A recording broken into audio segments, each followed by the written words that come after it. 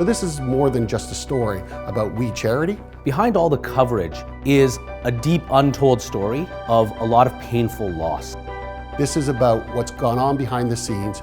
A lot of consequences that the public didn't understand. Politicians and the media, didn't matter if they were the left, they were the right, took this story to a whole different level. And Canadians need to understand this story. This is about a great travesty and social injustice. Including losses to thousands, if not millions, of students, educators, and impoverished communities around the world through the closure of We Charity.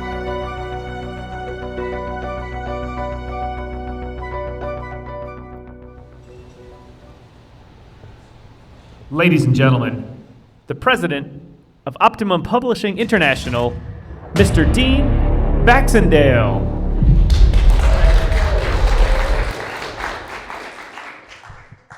Good evening. Bonsoir. I'm glad we're all gathered here for the inauguration, actually, of my launch to become Prime Minister of Canada. So. Sorry, that's the wrong speech. My apologies. Thank you, everybody, for being here. This has been obviously a long journey for a lot of different people. When I first looked at this particular book, okay, we'll just do this. When we first looked at this book and this story, it's about 18 months ago, and then through time and persistence, I met Tawfiq, and we started to work together in putting this phenomenal work together. It's been a book of countless hours, tremendous effort, a lot of research, and to bring the facts to light in such a profound. His words are beautiful on paper. You will find that this is a story that you will not want to put down. We know some people that we gave the book to at the beginning, read it through all night, and then woke up and then read a few more hours. So it's a really compelling read. But let me just talk a little bit. First of all, I just want to thank a few people. My editor, Janice, who spent so much time with Tawfiq putting this book together, probably about 300 hours. And then Shayna, who's put together the marketing and promotion here tonight. And then a lot of the volunteers. I'd also like to thank the Albany Club, because it was actually difficult to find a place we could actually host an event with this many people. Also, I'd like to thank Amanda and Andrew, my son, who's here today as well. And so with that out of the way, I just want to say, if you'd like to buy as many books as possible, because I do have to pay for tonight's event. So. No, please enjoy. And Tawfiq will be doing a signing afterwards, so he will sit down and actually sit down in front and give you the book. It's just been a long 18 months. And he will autograph those books for you and personalize them. So I want to get into, first of all, Optimum. We've been around for over 50 years. My father started the company in the 1970s. He was the managing director of Weekend Magazine, part of the Montreal Star organization. He started Optimum in the late 70s. Since that time, we've published over 400 books in Canada on every subject, from parenting to cooking to politics, geopolitics. When my father passed away a few years ago, what modest amount of money he had, he left to the other children, and he left me the publishing company and said, because Dean can afford to lose money. So, because publishing is a very challenging environment to make money these days. But we are using a lot of today's technology and engagement with audiences and bringing new voices to bear. Some of the work that we do, actually, as you probably saw with some of the books, is we focus on geopolitics, especially in the China area, human rights, and exposing the Chinese Communist Party for its infiltration operations, disinformation, and misinformation, which is an interesting segue into this book. Because here was a story that captivated every Canadian across the country. Every media outlet was covering it. Media outlets throughout the world. This was a successful charity that had done so much around the world and so much here in Canada that was being taken to task because they put up their hand. And as we know, a lie can travel around the world before the truth gets its pants on. So in today's environment, social media, we have a misinformation, disinformation narrative that really plays into this story and how it went well beyond what anyone obviously at the We Charity, the people on the board, could ever expected. And unfortunately, it has led to the charity closing its doors here in Canada, but obviously they continue to operate in the United States. So this is about, censorship, human rights, free and fair speech. And at this particular point in time, I'd like to introduce Dr. Martin Luther King. Good evening. It's nice to see all of you gathered tonight to commemorate the launch of What We Lost, the book by Tawfiq Rangwala. I would like to congratulate him, Dean Baxendale, Optimum Publishing, and all of you for your support of this most important topic. Thank you for so many of you for coming together tonight to be a part of this critical conversation. As you may know, my parents were Martin Luther King Jr. and Coretta Scott King. They were crusaders for peace, justice, and equality. And I've dedicated my life to carrying on their mission. My father believed in the power of youth. He surrounded himself with a core of idealistic young people. Their presence, energy, and strength is what brought my father's dream to life. He saw youth as the leaders who would truly create change. And that is what first drew me to the We movement. I've had the chance to meet many of you in person at the We Day events. There are many familiar faces in the room this evening. When I spoke at We Days, when I looked out at auditoriums full of young people who had been inspired by this organization to try and bring change to their communities, I saw real hope. I saw young people stepping up and taking control for a brighter future. I told the crowd that if my father was alive, he would be a part of this movement. So I've been both saddened, confused, perplexed, and angry watching from south of the border as forces in Canada, a country I've always admired, as respectful and just, worked to tear down We Charity. More than anything, I wanted to know how this could have happened. And in this book, I have found some of the answers. This is why I wanted to do the audio version of the book and dedicated dozens of hours in doing so. It was important to me. I believe you will be as shocked as I was at the revelations in this book, at how the government of Canada called on a charity in a time of need, then abandoned it. How politicians and others demolished a respected organization for personal gain. How the media repeated misinformation and even created their own distorted narrative.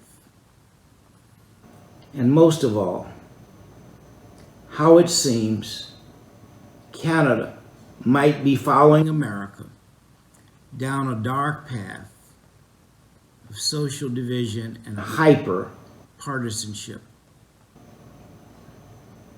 This book is very important. And I want to say a huge congratulations to all those involved. My father once said that ye shall know the truth, and the truth shall set you free. And so I invite you and urge you to find truth and justice in this book. Have a good remainder of your evening. Thank you, and I'm signing off from Atlanta.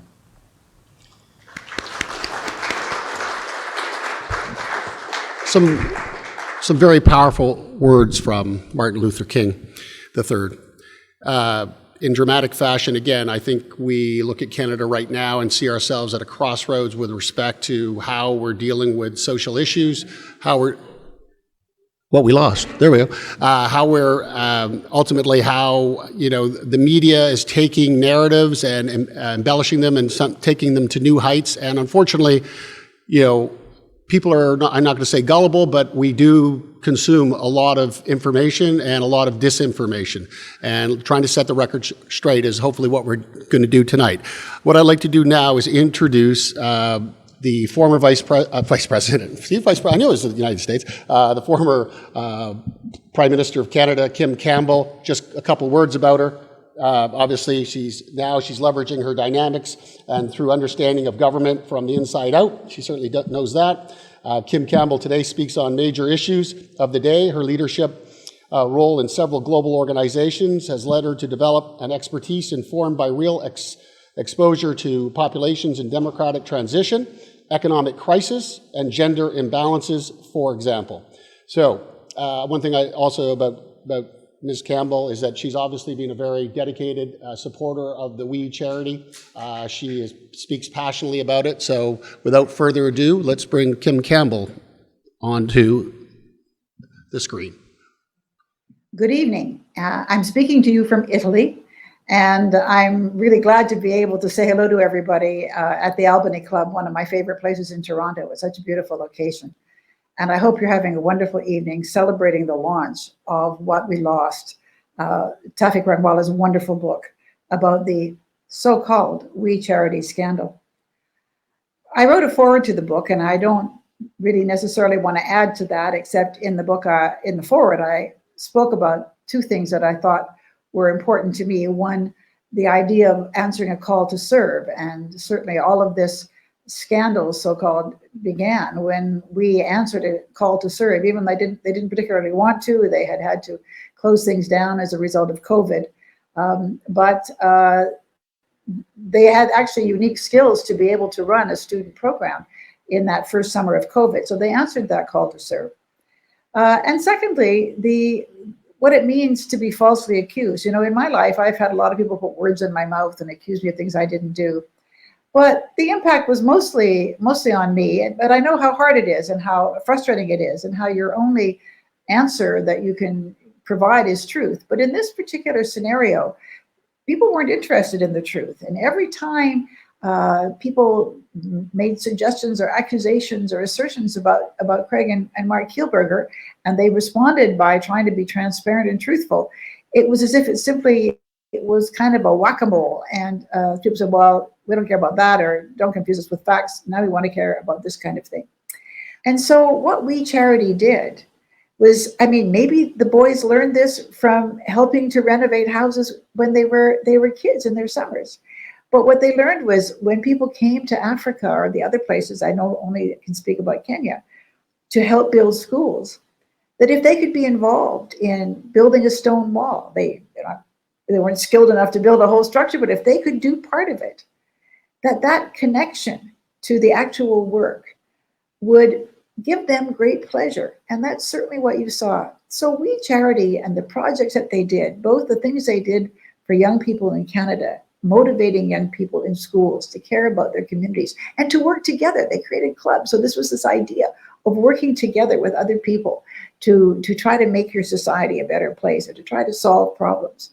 That this is not only important for individuals, and we know that for young people, resilience is very important. Youthful suicide and bullying and all sorts of terrible things that young people are dealing with often in schools now.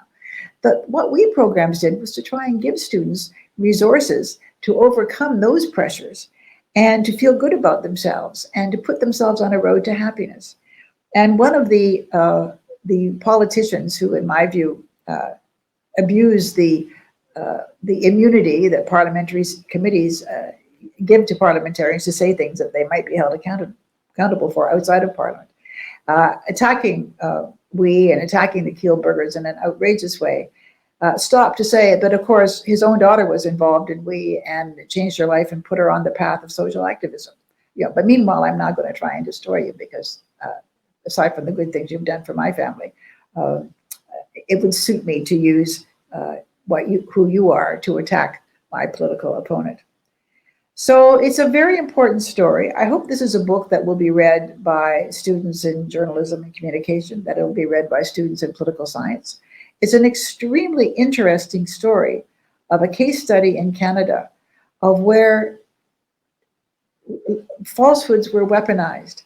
And I just want to conclude by saying that you may think it's a stretch to say that the We Charity scandal is of a piece with the lies that we're seeing in the United States, the big lie about Donald Trump winning the election and all that is entailed to undermine American democracy, or the lies that Vladimir Putin tells Russians to justify their demonization and killing and attacking of Ukrainians. But it's all of a piece when we don't care about truth, when we're willing to take falsehoods and use them to attack people, heedless of what is true and what is real. It's part of a much bigger problem. The truth does matter. And that's why I want to tip my hat to Tawfiq Rangwala for resigning from the board, distancing himself so he could take a dispassionate look at all that he'd lived through as a member of the board of We, and telling the story, because it does matter. The truth matters. And the story is a shocking and terrible story. But the other story that you can also read is this wonderful story of two young Canadian men who decided they wanted to make the world a better place and who used their skills and their elite education to motivate others. And as I say in the foreword, when I was the founding principal of the Peter Loughy Leadership College at the University of Alberta, and we invited Craig and Mark to give one of the first year's Loughy College lectures, we had to find a way bigger hall, the biggest lecture hall in the university, to accommodate all the young people who wanted to come and hear their heroes. Not because it was some kind of cult or people that they, followed blindly. No, they wanted to hear the young people who would help them to be the best people they could be. And they were eternally appreciative of these two young men who believed in them and encouraged them to engage in the activities that set them on the road to civic engagement and ultimately the happiness that comes from thinking about other people and making your society and your world a better place. So thank you, Tawfiq, for writing this book. Please enjoy this evening's celebration and know that the story is very important, and the bad parts should also be balanced by the wonderful tale of the Kielburger family and what they were able to accomplish, ordinary Canadians who accomplished extraordinary things. Thanks. Good night.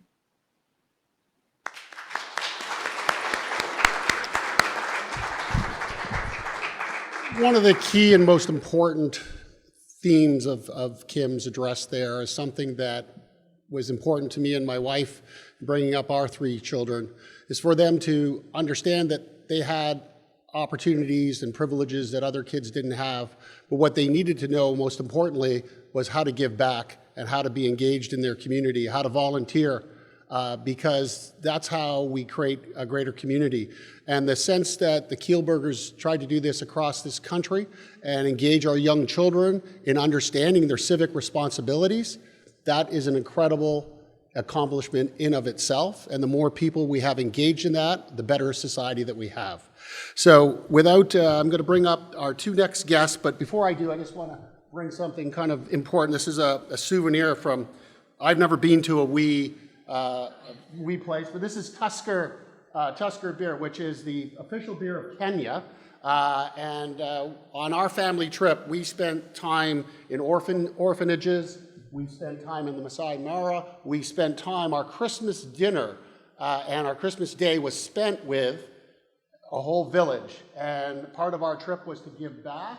And we brought them their Christmas presents, new school uniforms, materials for the school, and this was a mission being done by two Brits, actually, and they had this very small, bespoke place with about 3 different chalets, and they would bring people there, and it was a phenomenal experience, really getting to understand, but to see the poverty, but also to understand the impact on the women there.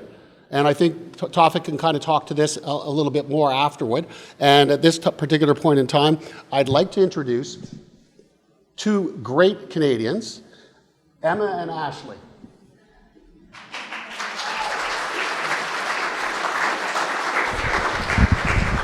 I think we can bring this, let's come around here, or do you want to do it from there? We can just bring it around this way, that works. How do you want to do it? You want to just take the whole mic? Perfect, that's great. Thank you.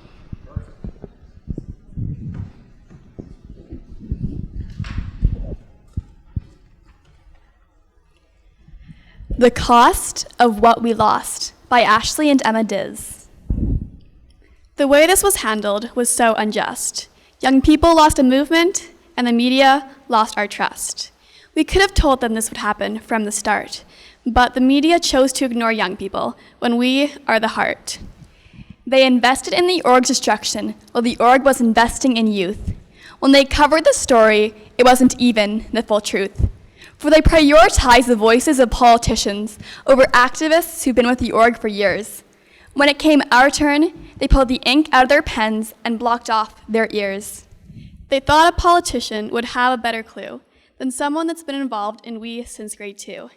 It seemed like CBC just agreed to talk to us to add fuel to their attack. But when we gave them none, they didn't even call back. It felt like they were trying to trip us up during our discussion last year. If We was all about celebrities, we wouldn't be here. We saw campaign after campaign washed away down the drain, and we watched resources disappear. Their end goal was pretty clear. They did not want to uncover the truth, rather cover up the voices of youth. They sabotaged this organization and charity. What was displayed in the media is just a messed up parody. Adults tore apart a youth empowering organization, forgetting, or rather neglecting, youth representation. Only one side of the story was represented through their words. If they would have listened to young people, here's what they would have heard. This organization encouraged young people to lead by giving them the support and knowledge that they need. We sparked passions in the young generation and fed this fire with fun events and motivation. Instead of simply asking them to collect money from adults, we put young people at the forefront, producing great results. We helped us to become advocates for the environment, social justice, and mental health. We learned that the value of the dollar, when donated, creates wealth. With plans to encourage sustainability, we taught us to look at the root of the problem and think critically. As mentioned in the book, we may have still been activists, but without we, a big piece of our lives would have been missed. And many other people, unlike the two of us, may not have known that issues could make them care so much. This movement moved kids like the wind moves leaves off the floor. It picked them up and helped them soar.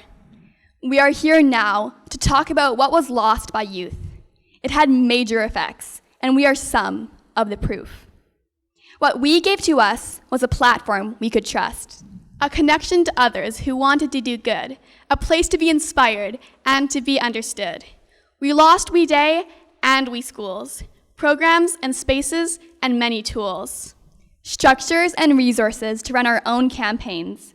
We have lost many of these, though their support remains. Now CBC got a story at a pretty high cost, and we've got 354 pages of what we lost. They got a documentary, and now we have a book to read, where our perspective was shared. We can't wait for you to take a look and see. Now, you can put a price on this well-written book, but you can't put a price on all that they took.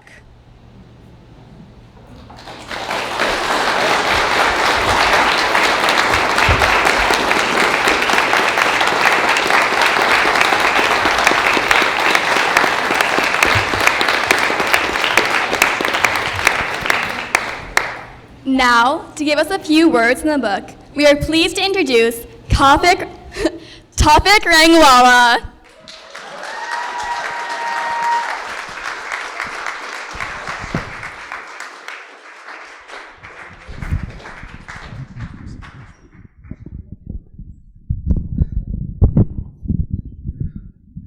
All right, can everybody hear me? Okay, great. Well, I've discovered that one of the best things about speaking at events where there's not enough seating for everybody is you get to honestly tell people that you got a standing ovation. So that's great. It's one thing to hear from Martin Luther King III. It's another thing to hear from Kim Campbell. But I hope you join me again in giving a huge round of applause to the stars of our show, Ashley and Emma. You guys are so amazing.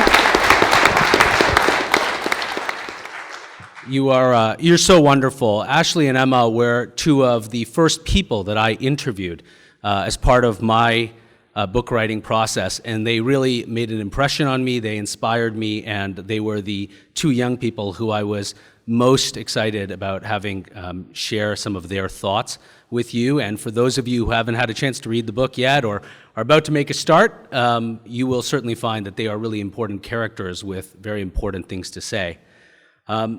Let me thank you all for being here. It's a real honor to be celebrating the launch of What We Lost with so many friends and family members, and also many of the characters who appear in the book and help bring the story that I've tried to tell to life. I appreciate that you've all been standing for a long time, or some of you have been standing for a long time, and I don't want to go on at too long a length. The book covers the We Charity scandal, and I think everyone in this room knows what that is and what it represents. And I think you all know who I am, so I'm not going to try and stand up here tonight and rehash the whole story, but suffice it to say that We Charity went from an organization that for 25 years in Canada, it felt like it could do no wrong, to an organization that seemingly overnight could do no right. And this book is really my invitation to look behind the curtain of the We Charity scandal. You know, We Charity was, as you've heard, decimated in Canada because of the scandal, and yet, in talking to hundreds of people, I've discovered that most Canadians don't actually know what it did wrong, if anything, what was lost as a result of its closure in Canada, and most importantly, whether it was worth it and whether it was just. And so people know that lots of questions were asked, but they don't really know the answers. They know that there was a lot of smoke, but they don't really know if there was evidence of fire. So I want to just talk to you a little bit about the three key reasons that I wrote this book, and to share with you a few passages from the book, and I'll read them because I think that's what I'm told you do at a book launch. I'm used to giving speeches. Before I do that, I'm not going to spend a lot of time talking about who I am. I think if you're here, you probably know that. But I do want to say I'm a lawyer, and that's what I do by training, and I specialize in conducting internal investigations and in representing companies and individuals who are often being investigated by the government. And in many cases, that involves issues relating to financial fraud or misconduct. And so what I do in my day job is I follow the facts, I follow the money, and I follow the evidence. Not rumors, not innuendo, evidence. And that's something you should know about me, and I hope that you feel in the book. And although I practice law in the US, I'm very much a proud Canadian, and I have an abiding faith that as Canadians, we strive to be fair-minded, thoughtful, tolerant people who care about forming judgments based on facts and believe in giving everyone the benefit of the doubt, or in a lawyer's words, innocent until proven guilty. And as most of you know, I'm also a former board member of We Charity, and I was throughout most of the scandal. As I say in the book, I had a front row seat and a backstage pass, and it was exhausting, It was disheartening and it was sobering, but it was also a real cause for introspection. I wanted to figure out what was fact and what was fiction. Was We Charity being unfairly maligned by politicians and the media with an agenda, or was I missing something? Had I drank the proverbial Kool-Aid? Did I drop the ball in some way?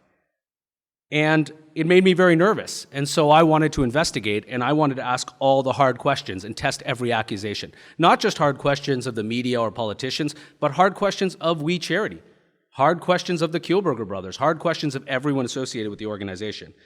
And so I had no intention of writing a book. I wasn't an author in waiting. It wasn't something I planned to do. I felt compelled to write this book because I discovered that there was so much misinformation, so many misperceptions in the public space. And I felt like if I didn't do it, there was a possibility that so many people would have rushed to judgment without ever knowing the full story and have a more limited appreciation of what has been lost as a result of the closure of We Charity in Canada. Let me also just be very clear about what this book is not. I'm not asking for blind trust. And I think that's very important. I invite skepticism. And I think people should be skeptical about this book. But they should also be inquisitive. And they should care about facts and evidence. No one should blindly trust me, or We Charity, or the Kielburgers, or political sound bites or sensationalist headlines. That's why in this book, you'll find that 40 pages are devoted to endnotes, because it was really important to me to meticulously document everything I was saying. I knew this would be controversial. I interviewed dozens of people, and there are first-person testimonials from some of the people in this room tonight. I watched and dissected all of the testimony. I read thousands of articles, and I met with every kind of expert you can imagine. And I think there's some people who, even after reading this book, will still believe that the closure of We Charity was worth it. Or they may think that We Charity or the Kielburgers are a problem. And I want to say that's fine, but they should hold that belief based on a serious and thoughtful review of the facts, and not based on a headline or tweets by people with an agenda who either can't or won't back it up with data. And so my book is really at its core an invitation to Canadians to learn the facts and the stories and the voices that went unheard, and then to decide for yourselves, for themselves, who really was scandalized and who did the scandalizing.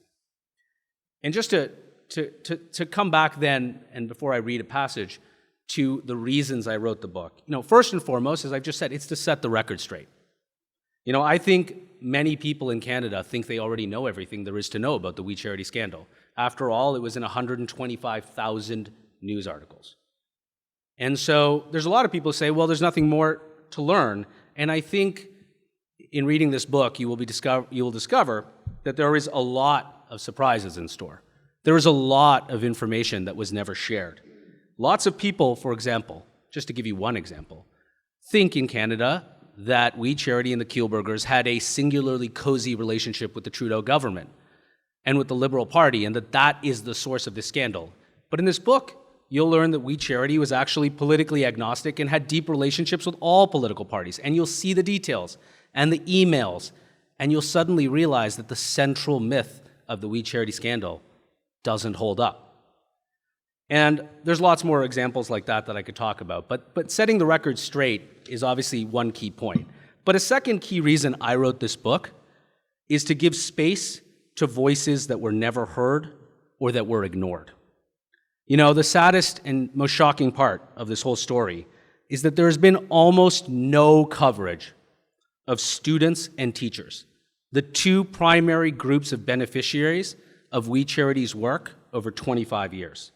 And there's been no coverage, pretty much none, of women and children in impoverished partner communities around the world who are benefiting from We Charity's work. And there's no talk about what was lost, hence the title of this book. And so this book is filled with powerful stories from young people like Emma and Ashley and so many others, because I think you can't know what you've lost if you don't know what you had. And so I think the media and politicians really missed a lot of the people standing behind the charity and didn't appreciate that they matter, and they do matter. And that's what I've tried to bring forward in this book.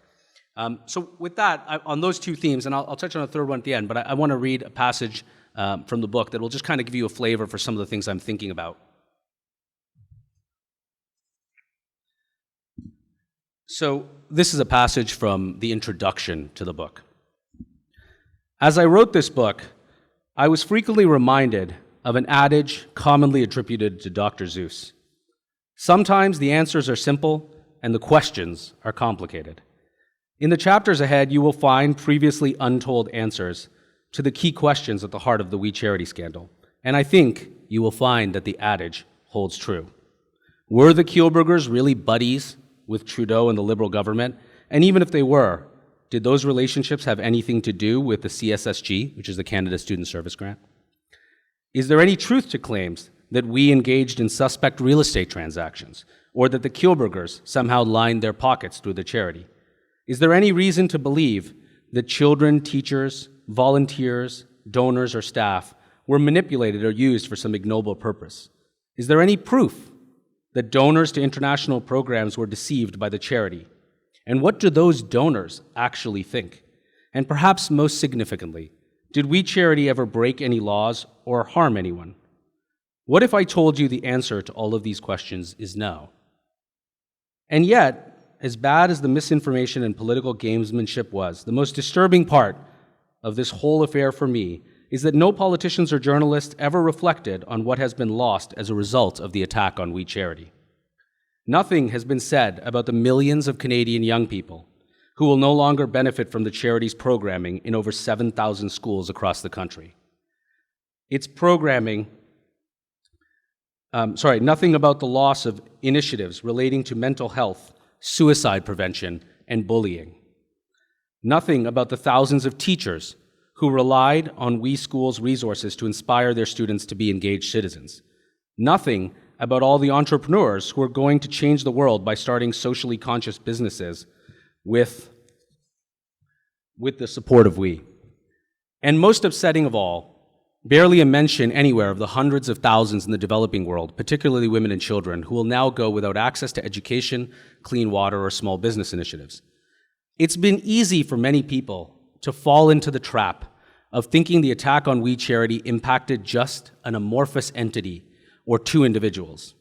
Seen that way, the losses, even if unjustified, do not seem profound.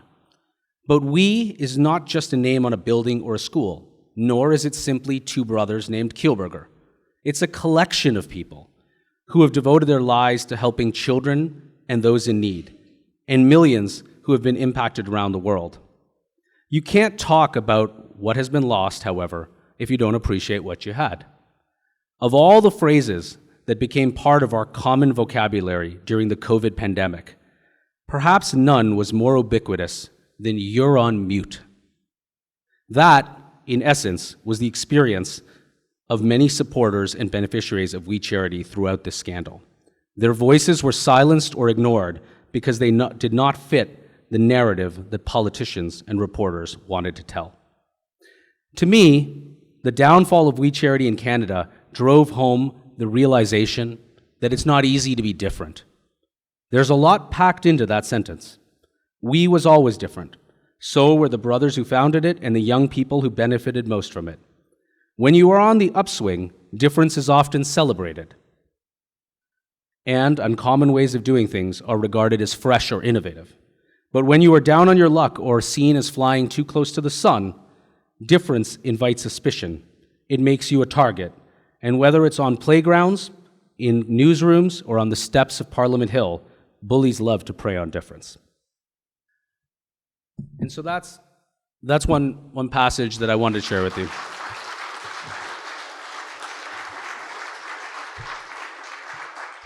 Thank you very much. I chose that passage because I thought it helps just frame a lot of what you're going to read in the book.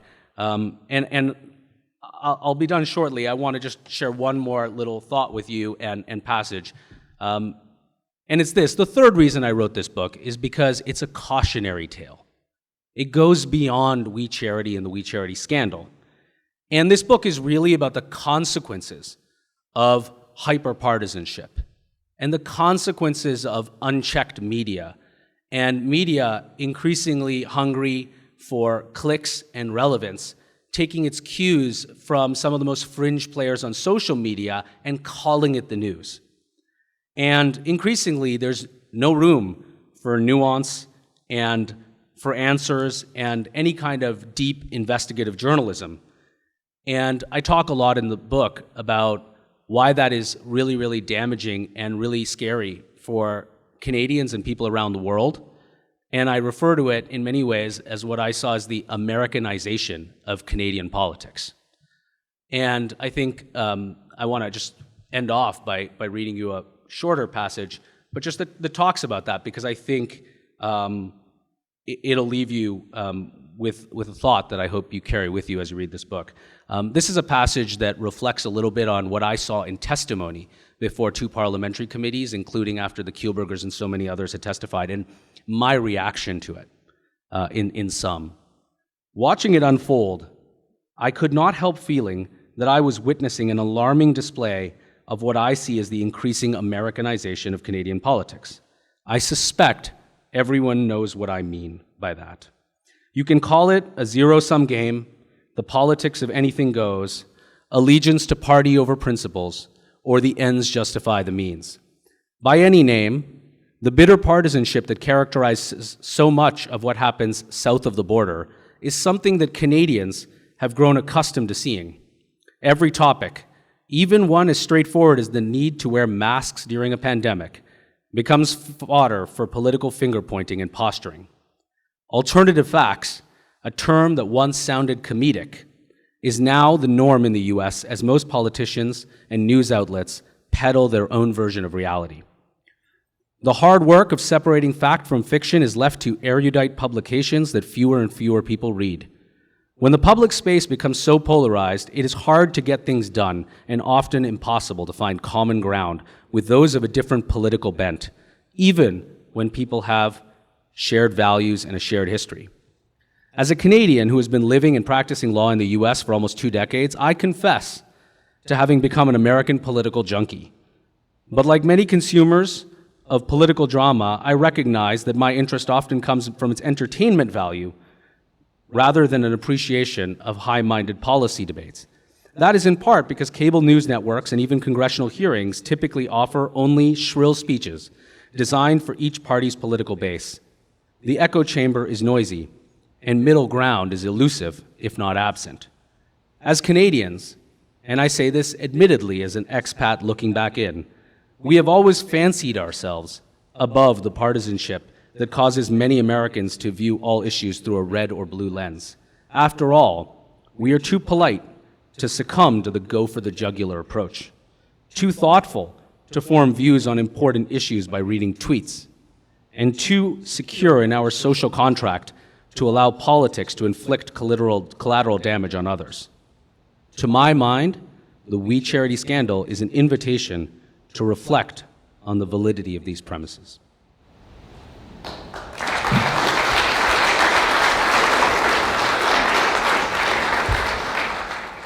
So with that, I just want to close out by saying thank you very much to all of you for being here. And of course, I want to do some important thank yous. First and foremost, I want to thank Optimum Publishing and Dean Baxendale for all their support.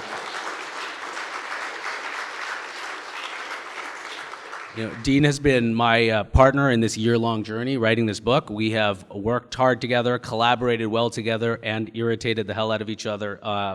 But we got there, and I'm grateful. I also want to call out just a few other people in the room. First and foremost, my editor, Janice Weaver. Janice, I can't see. Where are you, Janice? There you are. Janice is the unsung hero behind this project. If there's ever a part of the book you're reading and you think, wow, that ended perfectly, it was so tight, you should rest assured there were 2 additional paragraphs that Janice removed that I would have inadvertently left in. So she's the hero if you like it, and if you don't like it, then that's my fault. I also want to thank my research assistants, Sean and Yvonne, who are here, who did tremendous work and were a huge support.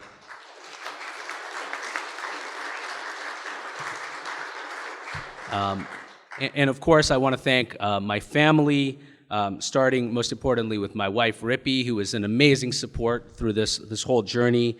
My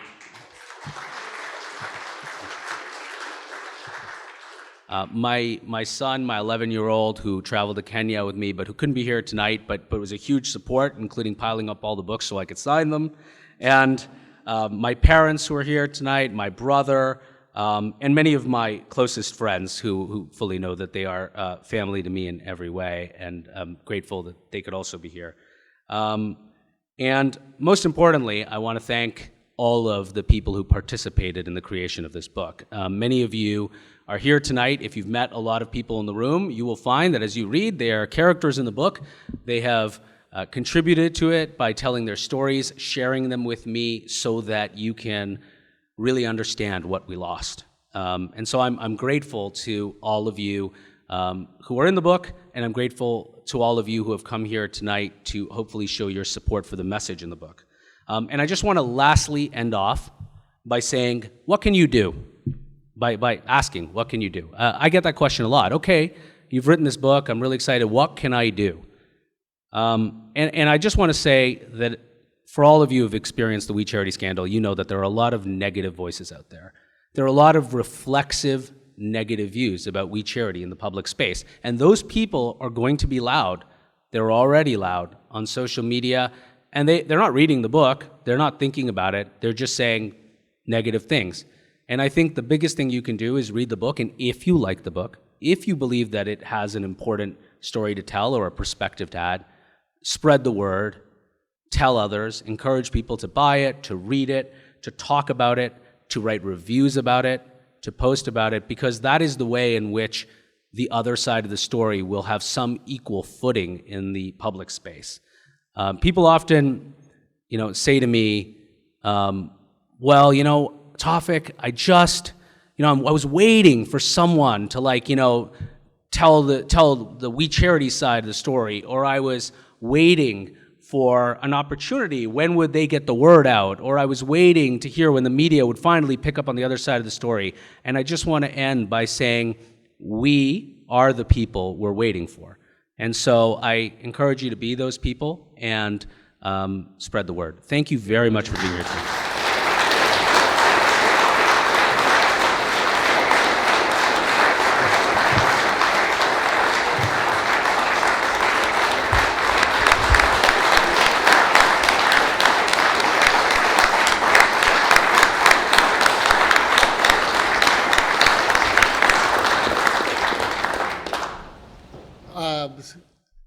I love Tawfiq, don't let him know.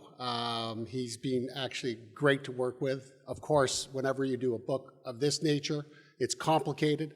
There are a lot of different perspectives and a lot of different issues that need to be dealt with, and the editing, and Janice Weaver, who's sort of been with me since I resurrected the publishing company about 3 years ago. She's really the glue that keeps things together from the editorial standpoint and really makes a big difference in terms of how we shape the narrative and help our authors to tell their story and really get it out to the public in the way that truth needs to be told.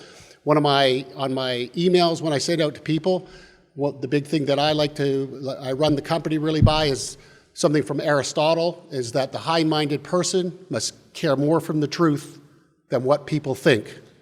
And that is what Optimum is about. We want to bring truth to all of you, and so that people can understand. And I think Tawfiq has done a remarkable job in this book, and I hope you all enjoy it. I want to thank you for coming tonight. If you don't have time to stay to buy books, we will send an email out to you, and we'll give you the special code, and you will get a signed and autographed copy. But Tawfiq will be here to dedicate books over the next little while. I thank each and every one of you for coming tonight, and please do spread the word, because we have a lot of negative narrative to overcome. So thank you, everybody. Thank you.